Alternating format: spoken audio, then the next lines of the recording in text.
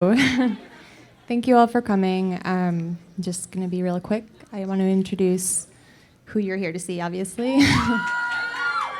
Leighton Meester, please.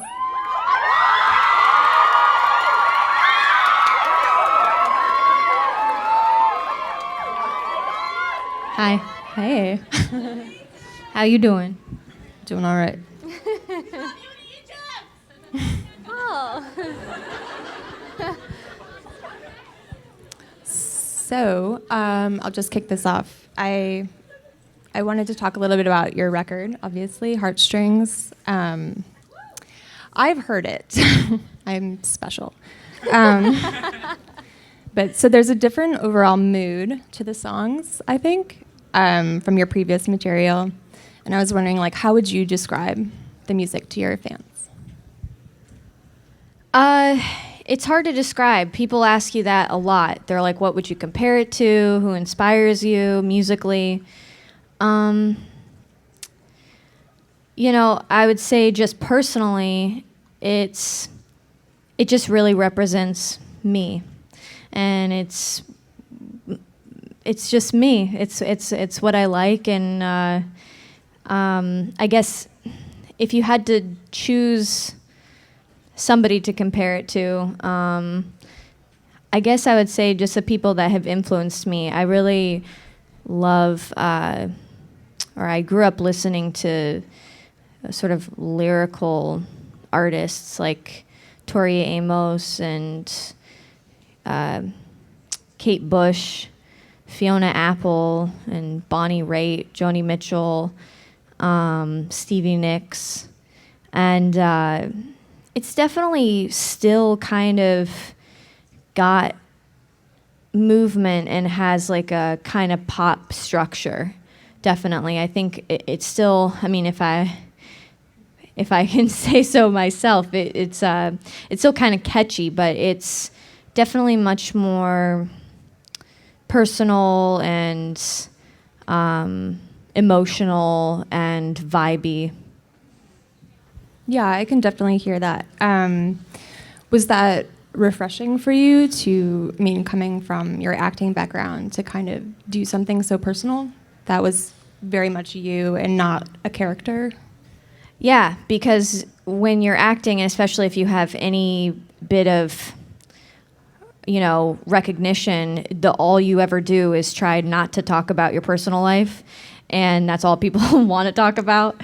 But in this, it really is very personal, and I as much as it's about my specific circumstances, I think, I try to put it into words that, hopefully other people can understand, and I am sure that it's that feeling of when you go through something, especially when it's painful, or good for that matter, but mostly painful,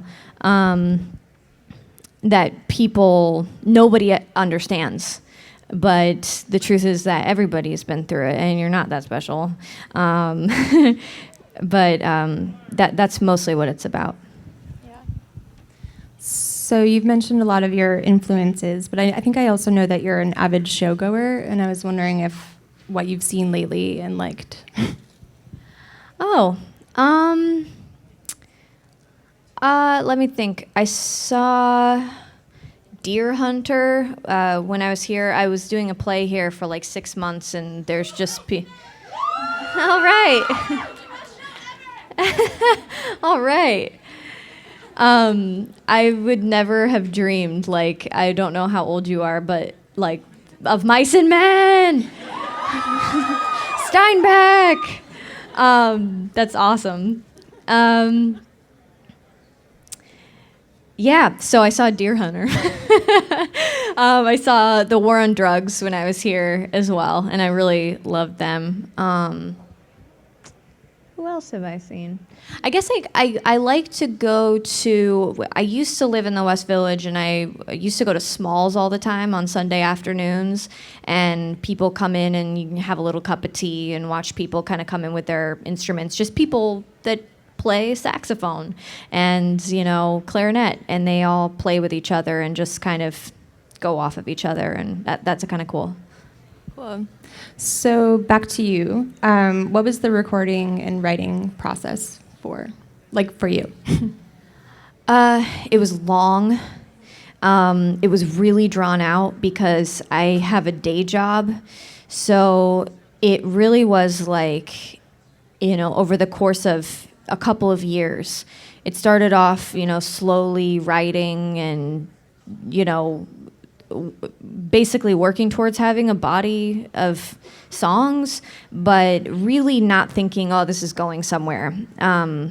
Never thought that. But then at some point, I ended up being introduced to my producer, who's also playing here with me in a little while.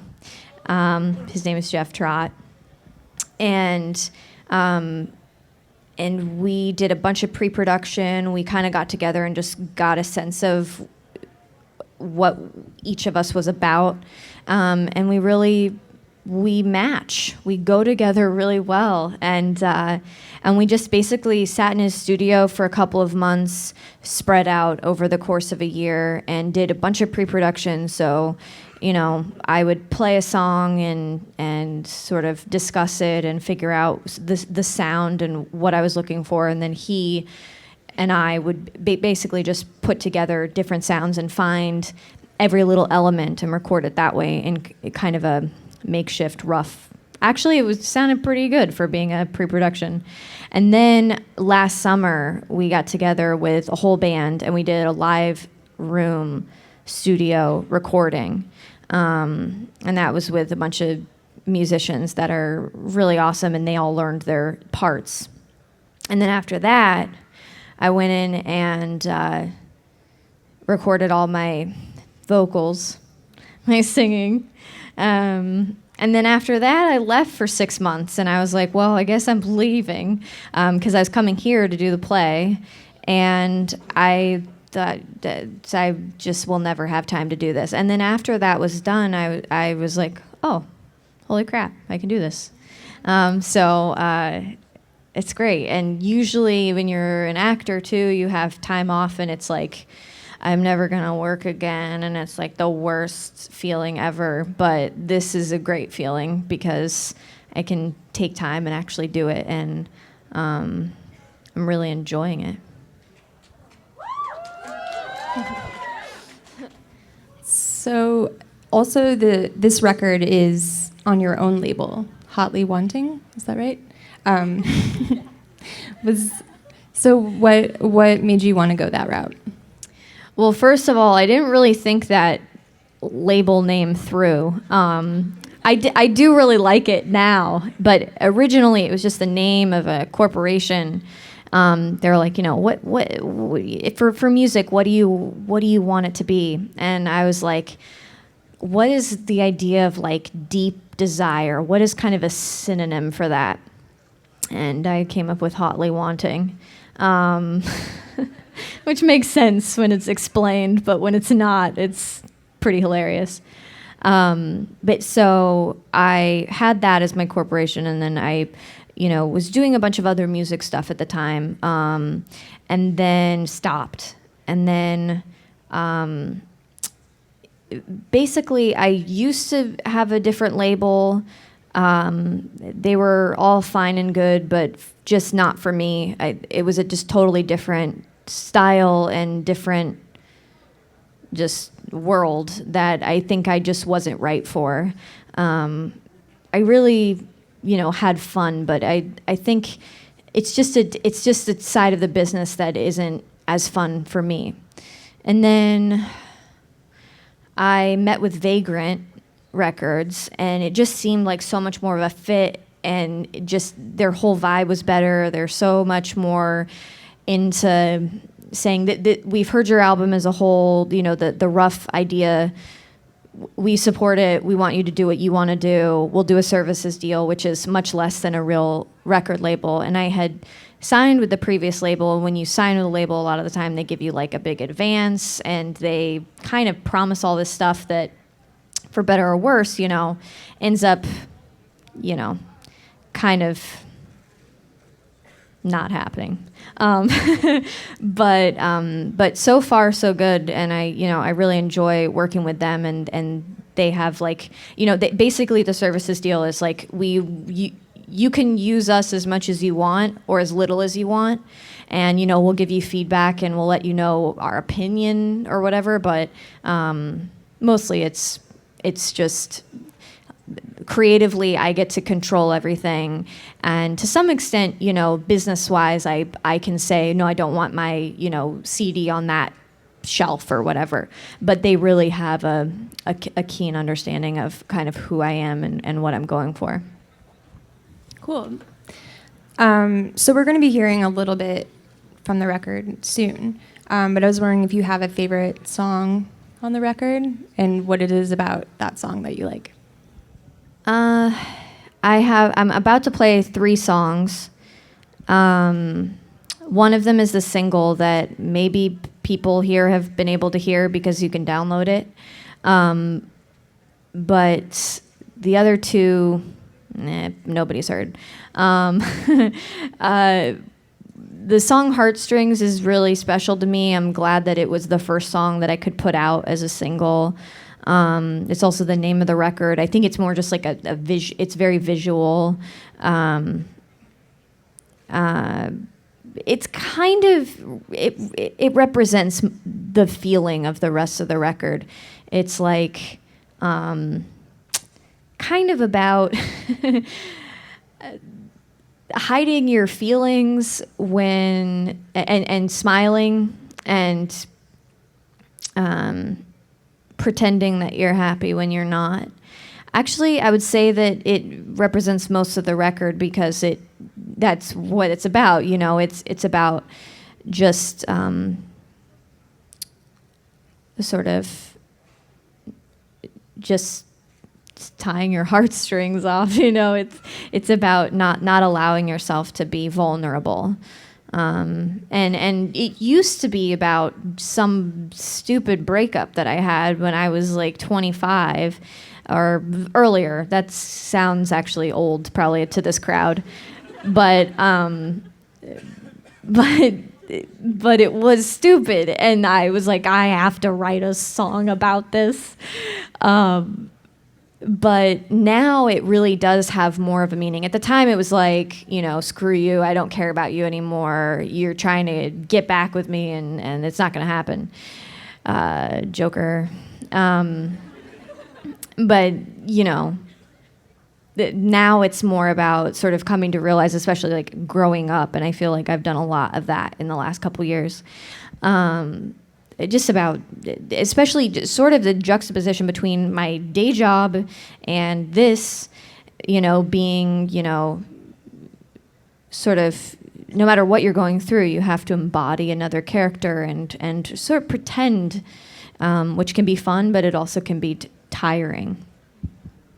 So there's some layers there, is what you're saying. Sure, I like to think that. Yeah. So are there any other lyrical themes present, or is that basically No, I mean, I guess that, Heartstrings, the song represents kind of the time in my life that I wrote a lot of these songs and sort of that feeling. But I have another song on the record that is about, it sounds really happy. And it's really sort of sweet and poppy and chimey and light, and it just, even the lyrics seem like it's about something kind of nice, but it's totally fake. It's totally sarcastic, and it's really just about, it's called LA, and it's about living in LA and just sort of being like, oh, look, I'm an adult and I have, material things and a home and friends and I'm a grown up and, but I'm just like desperately lonely. And so that's what that's about. Yeah. Yeah, I always say I live in New York because I want an excuse to be miserable because LA, everything seems so perfect, but I don't know. I get that. I've been here for like less than maybe 24 hours now, and I've encountered more just mean people. And like I've been in my little bubble, and the people that I'm with, like the band and everybody, it's just like, it's a beautiful day. Why are they so mean? And like you live in LA, like people appreciate the weather and sort of are more, sunny, I guess, which can probably be annoying too. So you mentioned that you were working on this record for like the past 2 years or so. Was that like kind of post Gossip Girl, I guess? Or Yeah, I knew that was coming. I finished that like 2 years ago now. And it seems like an instant and like a million years. And a lot has happened, mostly good. And yeah, I had written a bulk of the album prior to finishing that. And then I went on a tour, actually, with some of these songs with a band that was their own separate band, before I, really got serious about making it into a record. And then I met Jeff, pretty much like within 2 months of living in LA, and he he's traveled all over, but he's from the Bay and he lives in LA and works in Santa Monica, and he's just super laid back. And I had met a few producers, but it's weird. I guess I just hadn't thought of, or like didn't have as much of an understanding of the business side of things. You meet like a producer and they're like, oh, I don't want to produce your record. I want to write your song so I can make money. And he really didn't have that at all. He was more just, into the sound and wanted to be part of it. And he toured for so long, like I think years he was gone. And I was like, you did all these amazing sound. Like he plays the mandolin and steel guitar. And I mean, he plays everything well. And then, I was like, man, I don't know what I'm going to do without you. And he's like, well, you got to figure it out because I can't tour. And then, recently he was like, oh, so at the show, I'm going to do this and this and that, and I'm like, what are you talking about? Like you're gonna play? And he's like, oh yeah, my wife told me she wants me to leave to go to tour. So I lucked out.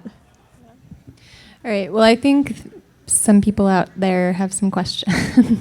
Before, when you were on Gossip Girl, you sang with Cobra Starship, and like you had like your own songs that were more like pumping, I guess that's the word, I don't know. And now it's like more like chilled and fun. So like, what made you not want to do like pumping songs anymore? Well, when you say it that way, I wish I did pumping songs. That sounds good. No, I know what you mean. Well, I think it was a combination of a few things. I think it was a time, and it was that time in my life, I guess, in my work. It really started in 2006. I met my now music manager and, just was experimenting and trying different things and excited about music. And I'd always written and I'd always, been a singer and loved performing, but I really had no experience. And then at some point, I think it was because, I got on a TV show and people were like, hey, I know you. Then, I got in touch with, or I guess they kind of got in touch with me. Cobra Starship, was like, let's do a song together. And I really still like that song a lot, and I like those people. It's a really fun, it's all like, it was very fun. And then from that, I got a record deal, and from that, I was like, I get to write music and be paid for it and do it. And that's just not how it works, or so I learned. It's kind of like, at least with bigger labels, and this is said with all due respect, but you know, they have an agenda and they want you to work with certain writers and certain producers and collaborate with certain people, and if they don't want you to put out a certain song, especially one that you've written by yourself, so it means barely any money going to different hands, they're not going to promote it if they don't want to. And, you know, I ended up putting out a second song while on the label, but it didn't get any push from them. So I was glad to just, you know, wash my hands of it and you know, very amicably say, I don't think this is right for me and for you. And then we parted ways. And then during that time, I think all along, I sort of like, I liked it, but it wasn't like this. And so during that time, I was writing and just living and being alive and writing, you know, basically the bulk of this album. And then that's how that happened. Hi. Hi. We are some French students here, and we love when you sing in French. So can you say something in French for us?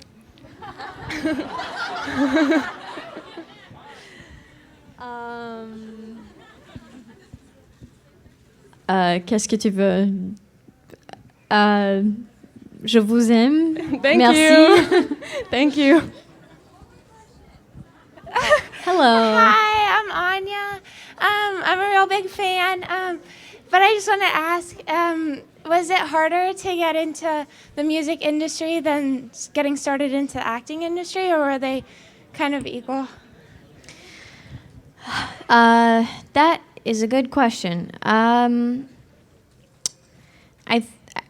It's hard to say because I started acting when I was a kid, and I don't know if I just like worked for a long time, and by the time I was old enough to, you know, get jobs, it just came easier. And honestly, I know so many people who live here in LA and all over who are like, hey, I want to act, and how do you do that? And I just got very, very lucky. And I mean, lucky in the terms of, like, I've been working for 17 years and, like, you know, since I was 11 years old. But, so I know how hard it is to break into that. And even still, I mean, I have to say, once you get to one, like, point in your career, you're like, okay, like, I'm done. Like, I want to do more. You're like even now, I think if I look back at 5 years ago, I'd be like, oh, if I were there, I'd be happy. But now I'm there, and I'm like, oh, I want more. And as far as music goes, I really don't know. I was like, totally don't know. I think I'm really lucky in that way because I mean, there's I putting out an album right now for the first time ever, and these people are here and like giving me speeches and stuff, and like that's crazy and totally unheard of for people who just like put out one song so far. So I feel like maybe I have a better understanding of the business side of acting, but that doesn't necessarily mean that it's easier. I just know it better. But man, both are weird, just weird careers, weird route to go. But totally different and totally fun. Thanks.